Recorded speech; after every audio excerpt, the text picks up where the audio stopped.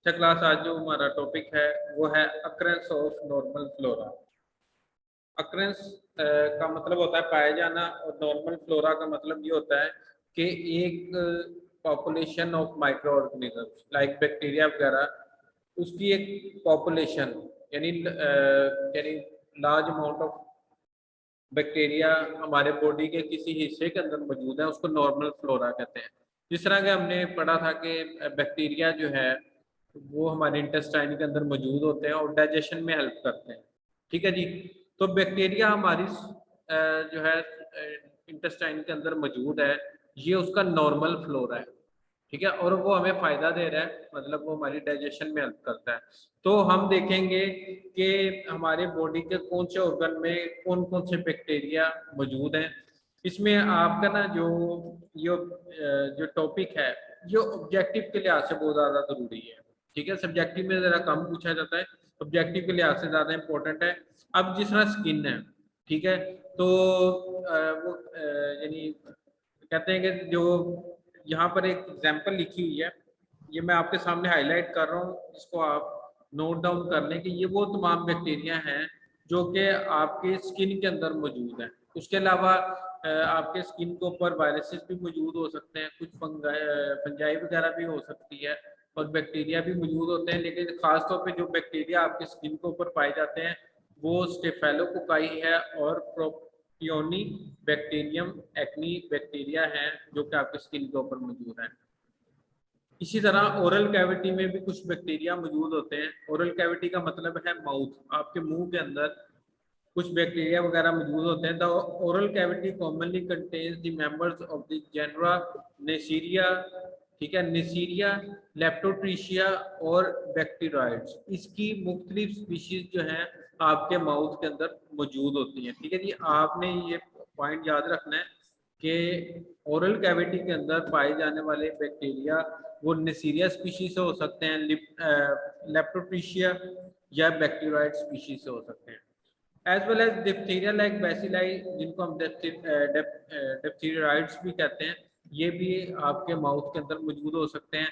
Fungal spores भी मौजूद हो सकते हैं, तो यानी फंगस के स्पोर्स भी आपके माउथ के अंदर मौजूद हो सकते हैं। उसके अलावा स्ट्रेप्टोकोकाई बैक्टीरिया, ये भी आपके ओरल कैविटी के अंदर मौजूद होते हैं। ठीक है, आपने सिर्फ नाम याद रखने हैं कि कौन कौन से बैक्टीरिया, या अगर किसी वायरस का नाम लिखा है या किसी फंजाई का नाम लिखा है वो आपने लाजमी याद करना है। ठीक है, सिर्फ इसके अंदर इन चीजों को आपने हाईलाइट करके नाम लिखने हैं। अब आ जाता है नेक्स्ट जो है वो रेस्पिरेटरी ट्रैक्ट है।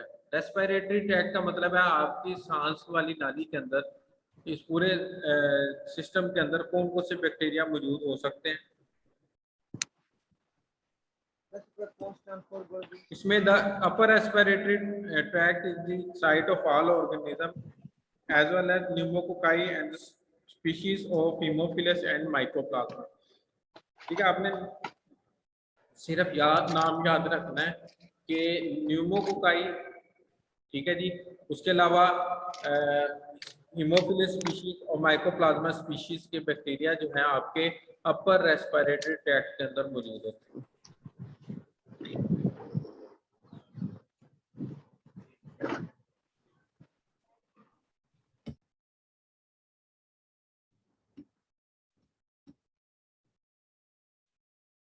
उसके अलावा these organism may cause respiratory disease if the body defence are compromise. ठीक है, अब वो ये कह रहा है कि अगर आपके जो सिस्टम है, ठीक है, अगर आपका रेस्पिरेटरी सिस्टम जो है, अगर उसके अंदर ये बैक्टीरिया या ये बैक्टीरिया वगैरह मौजूद हैं, तो अगर आपका इम्यून सिस्टम सही काम नहीं कर रहा होगा तो उस सूरत के अंदर ये बीमारी की भी वजह बन सकते हैं। बैक्टीरिया मौजूद है लेकिन आपकी इम्यून सिस्टम ने, आपके कुव्वत मुदाफलत ने इन बैक्टीरिया की ग्रोथ को बढ़ने से रोका हुआ है।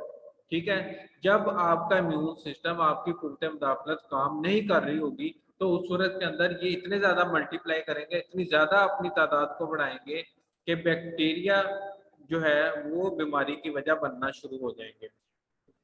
उसके बाद है स्मॉल एंड लार्ज इंटेस्टाइन। अब हमने याद रखना है कि स्मॉल और लार्ज इंटेस्टाइन में कौन कौन से बैक्टीरिया जो हैं वो मौजूद हैं। अब इसमें बैक्टीरियोइड स्पीशीज, ठीक है, इसको हाईलाइट कर लें अपने पास कि ये जो बैक्टीरिया हैं आपके मौजूद हैं। उसके अलावा क्लोस्ट्रीडियम स्पोर्स, ठीक है, ये भी आपके इंटेस्टाइन के अंदर मौजूद हैं। स्ट्रेप्टोकोकाई बैक्टीरिया, ये भी आपके इंटेस्टाइन में मौजूद हैं। उसके अलावा ग्राम नेगेटिव बैक्टीरिया में से इंटेरोबैक्टर स्पीशीज, ठीक है। उसके अलावा कैप्सियला स्पीशीज, प्रोटियस एंड सूडोमोनास, ये वो तमाम ग्राम नेगेटिव बैक्टीरियाज हैं जो कि आपके इंटेस्टाइन के अंदर मौजूद हैं, ठीक है। उसके अलावा इकोलाई, एस्ट्रिशिया कोलाई, ठीक है, ये भी आपके जो है इंटेस्टाइन के अंदर मौजूद है। उसके अलावा कैंडिडा अल्बाइकन्स, ये भी यीस्ट की एक फॉर्म है जो कि आपके इंटेस्टाइन के अंदर मौजूद है, ठीक है। अब ये मुख्तलिफ काम करते हैं, लाइक डाइजेशन में हेल्प करते हैं या जो है ये कुछ विटामिन वगैरह बनाते हैं, लेकिन अगर इनकी तादाद आपकी इसके इंटेस्टाइन के अंदर फर्ज करें 5 होनी चाहिए थी, 5 से 10 हो गई है, तो वो तादाद जो है 10 वाली तादाद वो इन्फेक्शन की वजह बन जाएगी, जिसमें डायरिया या मुख्तलिफ कंप्लेंट आनी शुरू हो जाएंगी। इसके अलावा वजाइना के अंदर भी कुछ बैक्टीरिया मौजूद हैं, खास तौर पे लैक्टोबैसिलस। लैक्टोबैसिलस जो बैक्टीरिया जो है is the notable component of the vagina, यानी ये वजाइना के फीमेल वजाइना के अंदर मौजूद होता है bacteria. And other organism may be located near the urogenital orifices. Urogenital orifices का मतलब ये है कि यानी यूरिन और जेनिटल ऑर्गन्स के जो ओरिफाइसिस हैं, इनके होल्स हैं, उनके अंदर भी ये बैक्टीरिया मौजूद है, ठीक है। और ये जो बैक्टीरिया जो है यूरोजेनिटल ओरिफाइसिस में मेल्स के अंदर भी मौजूद हो सकते हैं और फीमेल्स के अंदर भी मौजूद हो सकते हैं, ठीक है। सिर्फ आपने लैक्टोबैसिलस का नाम याद रखना है। उसके अलावा ब्लड एंड यूरिन, ब्लड और यूरिन ये वो चीजें जो कि ऑलरेडी स्टीराइल है और यूजुअली स्टीराइल, ये जरासीम से पाक है। अब जरासीम से पाक क्यों है? क्योंकि ब्लड और यूरिन ये हमेशा फिल्टर होते रहते हैं, ठीक है। किडनी ने काम करना है कि ब्लड को फिल्टर करना है, ठीक है। जो भी फिल्ट्रेशन के बाद जो है कोई भी वेस्ट मटेरियल है वो बॉडी से बाहर चला जाएगा यूरिन के थ्रू, ठीक है। उसके अलावा ब्लड के अंदर जो है आपको पता है कि वाइट ब्लड सेल्स मौजूद होते हैं, ठीक है, और वाइट ब्लड सेल्स भी इन बैक्टीरिया वगैरह को किल करते रहते हैं। तो ब्लड और यूरिन ऐसी चीजें हैं जो कुदरती तौर पे स्टीराइल है, मतलब जरासीम से पाक है। तो ब्लड और यूरिन के अंदर कोई भी बैक्टीरिया मौजूद नहीं है, कोई भी माइक्रो ऑर्गेनिज्म मौजूद नहीं है। अगर ब्लड या यूरिन के अंदर कोई भी कोई भी बैक्टीरिया या वायरस आ जाता है, इसका मतलब है कि बहुत सीवियर किस्म की ये इन्फेक्शन होगी जो कि पूरे जिस्म में भी फैल सकती है, क्योंकि ब्लड पूरी जो है बॉडी के अंदर जा रहा है, ठीक है जी। लास्ट है stomach. In stomach human is generally without a normal flora. Stomach के अंदर कोई भी नॉर्मल फ्लोरा मौजूद नहीं होता। अब वजह यह बनती है कि स्टमक के अंदर बैक्टीरिया क्यों नहीं मौजूद। स्टमक के अंदर बैक्टीरिया या कोई माइक्रो ऑर्गेनिज्म इसलिए मौजूद नहीं होता क्योंकि स्टमक के अंदर हाइड्रोक्लोरिक एसिड बनता है। स्टमक के अंदर क्या चीज बनती है? हाइड्रोक्लोरिक एसिड यानी HCl बनता है। और HCl जो है हाइड्रोक्लोरिक एसिड, ये बैक्टीरिया या किसी माइक्रो ऑर्गेनिजम्स को किल करने की सलाहियत भी रखता है, ठीक है जी। तो इस वजह से स्टमक के अंदर किसी भी किस्म के बैक्टीरिया के ग्रो करने के चांसेस नहीं होते हैं। लास्ट में अब introduction to normal flora and neonates, ये हमारा आज का आखिरी टॉपिक है। अब इसके अंदर क्या है कि इसके अंदर हम ये देखेंगे कि किस तरह एक न्यूनेट्स होता है जो बिल्कुल न्यू बोर्न बेबी है, ठीक है, और उसके अंदर किस तरह एक नॉर्मल फ्लोरा बनता है। मैं आपको सिंपल एक यानी पूरी एक आपको यानी एक्सप्लेन करता हूँ उर्दू में, फिर हम इसको रीड करेंगे। फर्ज करें बैक्टीरिया, एक तो ये है कि कुछ बैक्टीरिया वगैरह जो हैं वो मदर से जो है ना ट्रांसफर होंगे बेबी के अंदर। अब बर्थ का प्रोसेस चल रहा है, तो बर्थ का प्रोसेस के दौरान जो एंटीबॉडीज बच्चे के अंदर बनेगी वो उनको उन बैक्टीरिया वगैरह को पहचानना शुरू करेगी, और जो बैक्टीरिया फ़ायदेमंद हैं, ठीक है, जो बैक्टीरिया फ़ायदेमंद हैं बॉडी के लिए, उनको वहाँ पर ग्रो करने देगी। ठीक हो गया। फिर बर्थ हो गई है। अब बर्थ होने के बाद क्या होगा कि बच्चा जो है वो दुनिया में आ चुका है, तो वो यानी उसकी इंटरेक्शन लोगों के साथ होनी शुरू होगी। पहले वालिदैन के साथ होगी। वालिदैन जब मिलते हैं तो कुछ एक्सचेंज ऑफ माइक्रो ऑर्गेनिजम्स होता है, ठीक है, और उस एक्सचेंज ऑफ माइक्रो ऑर्गेनिज्म में कुछ ज़रूरी भी हैं, कुछ नहीं भी ज़रूरी होंगे। तो ऐसे बैक्टीरिया जो कि गैर ज़रूरी हैं, उनके खिलाफ उसके जिस्म में एंटीबॉडीज़ बनना शुरू हो जाएगी। फिर बच्चा जो है वो अपने अज़ीज़ो-कारब में आते हैं, घर में वो देखते हैं, तो वो फिर उसका एक्सपोज़र बढ़ता है। उसका एक्सपोज़र का मतलब ये है कि मुख्तलिफ लोगों में मुख्तलिफ बीमारियाँ हैं, तो वो जब माइक्रो ऑर्गेनिज़्म बच्चे तक पहुँचते हैं, तो बच्चे की एंटीबॉडीज़ उसके खिलाफ जो है वो काम करना शुरू कर देती हैं, और उसके खिलाफ जो है फर्दर किसी भी किस्म की इन्फेक्शन से बचने की सलाहियत पैदा होती है। फिर आपको पता है वैक्सीनेशन होती हैं बच्चों की, लाइक पोलियो वगैरह के लिए। तो उस दौरान फिर जाहिर सी बात है, पोलियो वैक्सीन के अंदर पोलियो वायरस होता है, लेकिन उसको जो है इनएक्टिव किया होता है। तो वो जब बॉडी में जाता है, उसके खिलाफ एंटीबॉडीज बनती है। इस तरह उसका एक नॉर्मल फ्लोरा जिस्म में बनना शुरू होता है, और कुछ बैक्टीरिया जो फ़ायदेमंद है उसको ग्रो करने देगा, जो चीज़ नुकसानदेह है उसके खिलाफ एंटीबॉडीज़ बनना शुरू हो जाएगी। ठीक है जी, अब इसमें हम ज़रा रीड करके देख लेते हैं। Organs of the normal flora are introduced when the child passes through the birth canal.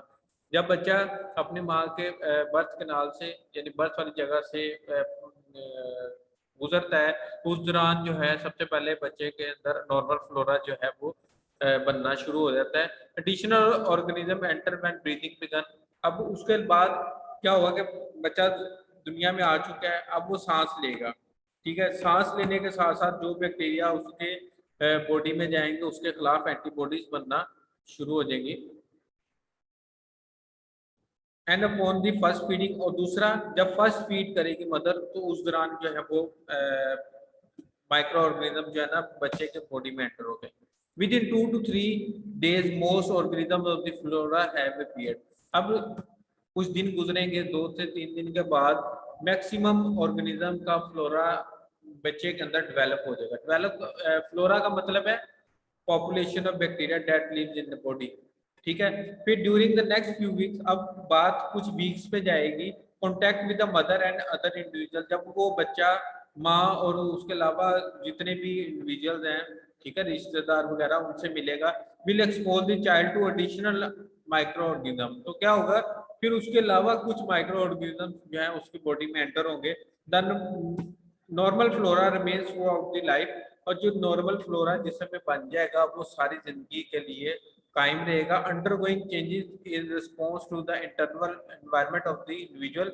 और ये सब डिपेंड करेगा कि पेशेंट या उस पर्सन के अंदर उसकी इंटरनल एनवायरनमेंट क्या है। इंटरनल एनवायरनमेंट से मतलब क्या है कि उसकी सेहत अच्छी है या नहीं है, उसका इम्यून सिस्टम काम कर रहा है या नहीं कर रहा। अगर इम्यून सिस्टम सही काम कर रहा है तो वो इन नॉर्मल फ्लोरा को एक मिकदार तक रोक कर रखेगा। और अगर इम्यून सिस्टम स्लो डाउन है, अभी आपकी कुव्वत मुदाफलत काम नहीं कर रही, ठीक है, कहते हैं ना कि जी बाहर के बच्चे जो है उनकी इम्यूनिटी इतनी स्ट्रॉन्ग नहीं होती, वो पाकिस्तान आगे बीमार होना शुरू हो जाते हैं। वो क्यों होते हैं? उनका एक्सपोजर इतना ज्यादा होता है, और एंटीबॉडीज या उनका इम्यून सिस्टम जो है वो इतना स्लो डाउन होता है कि वो उसको एकदम एक्सेप्ट ही नहीं करता, बल्कि वो बैक्टीरिया वायरस उनके अंदर बहुत तेजी से मल्टीप्लाई करके जो है इन्फेक्शन की वजह बन जाते हैं, ठीक है। तो इसीलिए वो कह रहे हैं कि जो नॉर्मल फ्लोरा है ना, वो सारी जिंदगी रहेगा, लेकिन वो डिपेंड करेगा कि इम्यून सिस्टम कितना अच्छा काम कर रहा है या कितना अच्छा काम नहीं कर रहा। अगर सही काम नहीं कर रहा होगा तो वो इन्फेक्शन की वजह बन जाएगी, वही नॉर्मल फ्लोरा इन्फेक्शन की वजह बन जाएगी, और मुख्तलिफ बीमारियां जिस्म के अंदर पैदा होना शुरू हो जाएंगी। ठीक है जी, आज का लेक्चर इतना ही है। सिर्फ आपने इसमें से याद रखना है कि कौन से ऑर्गन या कौन से सिस्टम के अंदर कौन से बैक्टीरिया हैं, ठीक है, उनके नाम याद रखने, ये ऑब्जेक्टिव में लाजमी आते हैं। तो इनको आपने याद कर लेना है। ठीक है जी।